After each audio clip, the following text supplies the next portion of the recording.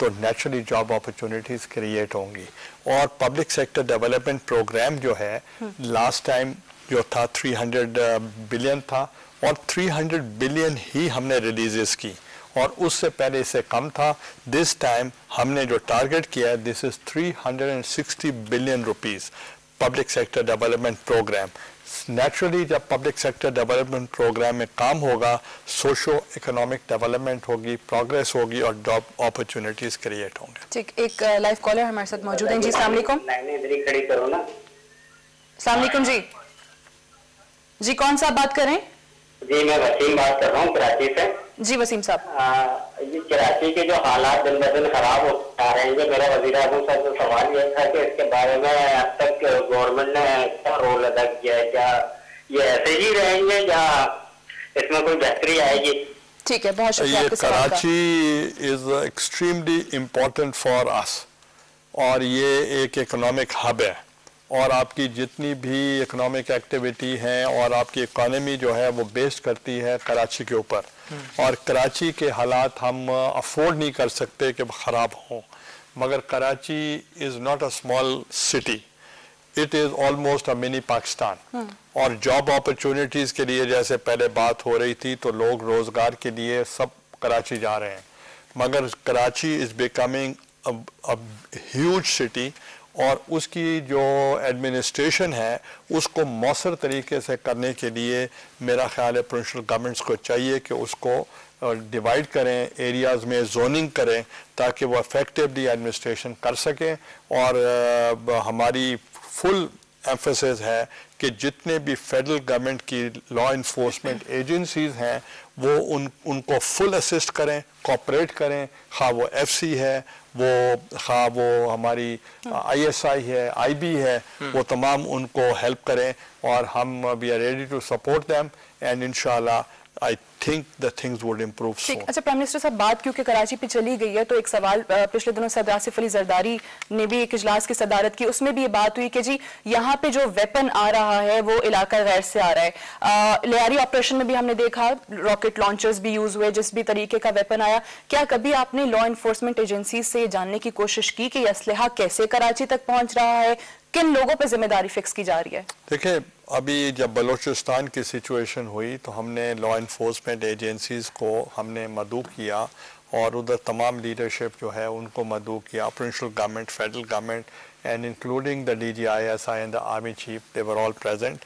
और जो भी प्रोविंशियल गवर्नमेंट की मजबूरियाँ हो सकती थी या उनके प्रॉब्लम्स हो सकते थे तो हमने उनको फुल सपोर्ट किया कि हम आपको इंफॉर्मेशन भी, क्रेडिबल इंफॉर्मेशन भी प्रोवाइड करेंगे और साथ साथ हम आपको असिस्ट भी करेंगे और FC की जब आपको ज़रूरत पड़ेगी that would be at the disposal of the provincial chief minister. इसलिए प्रोविंशियल चीफ मिनिस्टर्स को किसी किस्म की इंफॉर्मेशन वगैरह चाहिए और मैं ये भी कहूँगा कि जो लॉ इन्फोर्समेंट एजेंसीज हैं they should be more prompt and more they should preempt before the actual incident happens. But sir, तो इसलिए मतलब है कि they should rather perform even better. But sir Balochistan के हालात वो चीफ मिनिस्टर ठीक करेंगे जिनके बारे में चीफ जस्टिस ने हमें बताया कि पिछले 6 महीनों में उन्होंने 7 दिन अपने सूबे में गुजारे हैं, या वो असेंबली ठीक करेगी हालात जिसके 65 मेंबरान हैं, जिसमें से 58 या तो वजीर हैं या मुशीर हैं, जिसके 60% इजलास कोरम पूरा ना होने की वजह से खत्म हो गए और जिस असेंबली की कोई कमेटी नहीं है, ना पब्लिक अकाउंट्स कमेटी है ना कुछ, वो असेंबली और वो वजीर हालात सही करेंगे? देखिए आप क्रिटिसाइज नहीं कर सकते इसलिए कि वो अवाम के नुमाइंदे हैं, उनको अवाम ने मुंतखब किया है, तो आपको ये चाहिए कि अवाम से अपील करें कि in future they should give votes to the right people. अब instead we should respect the mandate of the people, we can't criticize. ठीक है। और सर कराची से मुतालिक छोटा सा सवाल ये कि एक फिर आप लाइव कॉल ले रहे हैं कि एक सूबे की आवाज उठी पिछले दिनों कराची में, आपके ख्याल में वो जेन्युइन आवाज थी या इंजीनियर्ड डिमांड थी वो? देखिए मैं ये समझता हूँ कि जब हमने सराइकी एरिया के लिए जब साउथ ऑफ पंजाब का हमने रेजोल्यूशन पास किया यहाँ, तो some of the forces are threatened और जो जेन्युइन डिमांड थी of the deprived area of the south of Punjab उनका राइट बनता था और उस राइट को एड्रेस करने के लिए हमने जो रेजोल्यूशन यहाँ पास किया इन द नेशनल असेंबली और साथ ही साथ काउंटर रेजोल्यूशंस पंजाब ने भी किए, तो अब Punjab is threaten from this move. Therefore naturally वो एलिमेंट्स जो नहीं चाहते कि यहाँ कोई प्रॉमिस बने या नहीं चाहते कि फेडरल गवर्नमेंट की मूव जो है वो कामयाब हो, तो इसलिए उन्होंने ये एक शोशा शुरू किया है विच इज़ नॉट रियल, मगर तवज्जो हटाने के लिए। अच्छा, आप ये कह रहे हैं कि this is not this is an intrigue. ठीक है, एक कॉलर हमारे साथ हैं। अस्सलाम वालेकुम जी। हेलो, अस्सलाम वालेकुम सर। वालेकुम अस्सलाम जी, कौन सा बात करें? अहमद बात कर रहा हूँ रावलपिंडी से। जी, क्या सवाल करेंगे? जनाब वज़ीर-ए-आज़म, आपकी हुकूमत का 5वां बजट अभी आने वाला है, तो क्या आप बजट पेश करने के बाद इलेक्शन करवाएंगे या इलेक्शन अपने वक्त पे होंगे? और सर एक तासुर ये भी है कि आप अपोजिशन को एतमाद में लेंगे या नहीं, जबकि तासुर है कि आप अपोजिशन का एतमाद में नहीं ले रहे।